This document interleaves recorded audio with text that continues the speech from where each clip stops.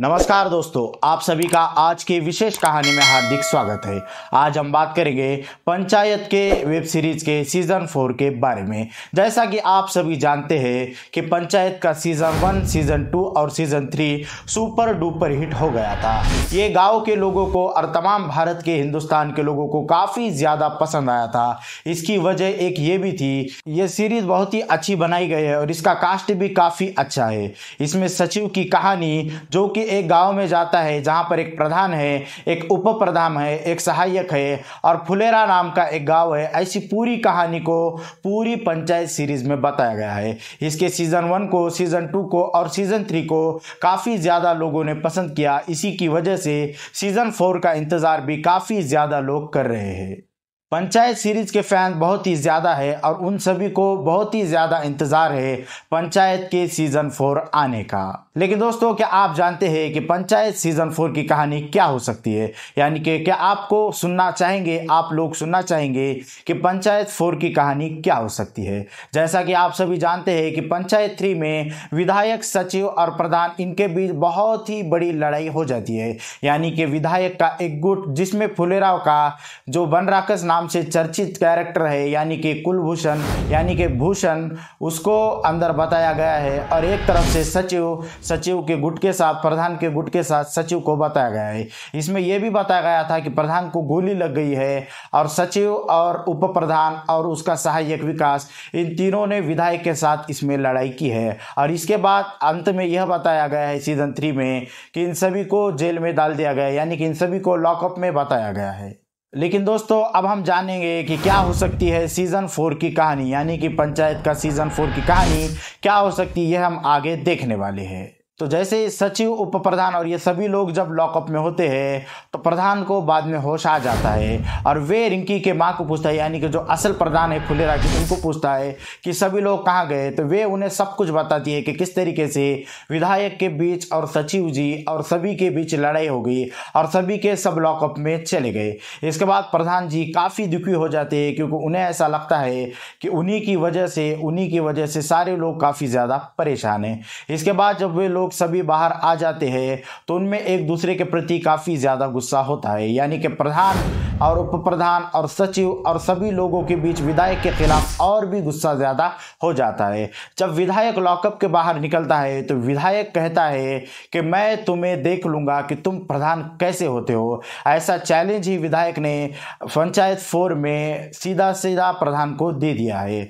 और इसके बाद उन्होंने साथ में विधायक ने यह भी घोषणा कर दी कि फुलेरा ग्राम पंचायत का अगला प्रधान भूषण होगा, जो कि मेरे गुट से होगा। ऐसा सीधा सीधा इशारा विधायक ने प्रधान, सचिव, उप प्रधान और सभी वार्ड मेंबर और फुलेराव के गांव के लोगों को दे दिया। इसके बाद प्रधान ने भी कह दिया कि मैं भी देखता हूं कि मैं प्रधान कैसे नहीं बनता। लेकिन इसके बाद प्रहलाद चा ने बीच में बात करते हुए कहा कि तुम हमारी ग्राम पंचायत की फिक्र मत करो, तुम हमारे प्रधान जी और हमारे फुलेराव की फिक्र मत करो, तुम सिर्फ ये देखो कि तुम विधायक कैसे होते हो। यानी कि प्रहलाद चा ने पूरे गांव के सामने विधायक को चैलेंज दे दिया कि तू इस बार विधायक नहीं बनेगा, यानी कि पूरा फुलेरा तुम्हें इस बार विधायक नहीं बनने देगा। ये चैलेंज तो प्रहलाद चा ने दे दिया। विधायक को भी काफ़ी गुस्सा आ गया और वे भी चला गया और सभी लोग अपने गांव में वापस आ गए। फिर शुरू होती है आगे की कहानी, जहां पर चैलेंज तो प्रहलाद चा ने दे दिया, लेकिन कोई भी उम्मीदवार विधायक के सामने लड़ने के लिए तैयार नहीं है, क्योंकि विधायक इतना ज़्यादा खतरनाक है और विधायक के पास इतना ज़्यादा पैसा है कि उसके सामने कोई टिक ही नहीं पाएगा। ऐसी पंचायत 4 में कहानी होने की आशंका है। इसके बाद जब प्रहलाद चा और सारे लोग चिंतन में होते हैं आखिर कौन होगा विधायक के सामने उम्मीदवार, तो वे काफ़ी ज़्यादा परेशान होते। उन्हें कोई उम्मीदवार मिलने को तैयार ही नहीं होता। इसके लिए वे एक काम करते हैं, पूरे वार्ड मेंबर की मीटिंग फुलेरा ग्राम पंचायत में बुला लेते हैं और वे सभी चर्चा करते हैं कि हमें किसका साथ देना चाहिए। यानी कि पूरे फकोली बाजार विधानसभा क्षेत्र में कोई भी उम्मीदवार तैयार नहीं है विधायक के सामने इलेक्शन लड़ने से या फिर विधायक के साथ टक्कर लेने से। ऐसा जब चिंतन में बात होती है तो वे मीटिंग में कहते हैं तो कोई हमें ऐसा उम्मीदवार चाहिए जिसे सारे लोग जानते हो, यानी कि जिसे पूरा क्षेत्र जानता हो, पूरा विधानसभा क्षेत्र जानता हो, और जो कि लोगों के सामने एक अच्छा चेहरा बन के उभर सकता हो, और जो कि विधायक को टक्कर देकर चुनकर भी आ सकता हो। जब काफी ज्यादा चिंतन होता है तो कोई भी ऐसा नाम सामने नहीं आता, तभी ऑफिस सहायक विकास कह देता है कि क्यों ना हम सभी लोग मिलकर प्रहलाद चा को उम्मीदवार डिक्लेयर कर दे। इसके बाद प्रहलाद चा सभी को देखने लगता है और सभी लोग प्रहलाद चा के नाम पर सहमति दर्शाते हैं। लेकिन प्रहलाद चा कहता है कि वैसे ही मेरे बेटा मर चुका है और एक शहीद का पिता कहलाना ही मुझे ज्यादा पसंद है, मुझे विधायक नहीं बनना और मुझे किसी तरीके की राजनीति अब नहीं करना, ऐसा वे पूरे मीटिंग में कह देते हैं और रोने लगते हैं। उनका रोता हुआ चेहरा देख सभी लोग दुखी हो जाते हैं, लेकिन प्रहलाद चा मानने को तैयार नहीं होते कि उन्हें इलेक्शन लड़ना है। सभी लोगों के बार बार कहने के बाद भी प्रहलाद चा तैयार नहीं होते और वे रोते रोते जब जाने वाले होते तभी अचानक सचिव जी उनसे कहते हैं कि प्रहलाद जी, आपको इसलिए विधायक नहीं बनना है ताकि हम उससे बदला ले सके। आप खुद ही सोचिए विधायक कितना ज्यादा बदतमीज इंसान है, और वैसे भी वो लोगों की कोई भी काम नहीं करता, लोगों की किसी तरीके से सेवा नहीं करता।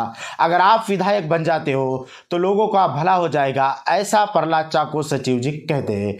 इसके बाद प्रहलाद चा उन्हें बहुत ही दुखी नजर से देखते हैं और वे उस मीटिंग से चले जाते हैं। इसके बाद पूरा गांव में चर्चा चलना शुरू हो जाती है कि प्रहलाद चा को विधायक के सामने इलेक्शन लड़ना ही चाहिए, उम्मीदवार होना ही चाहिए।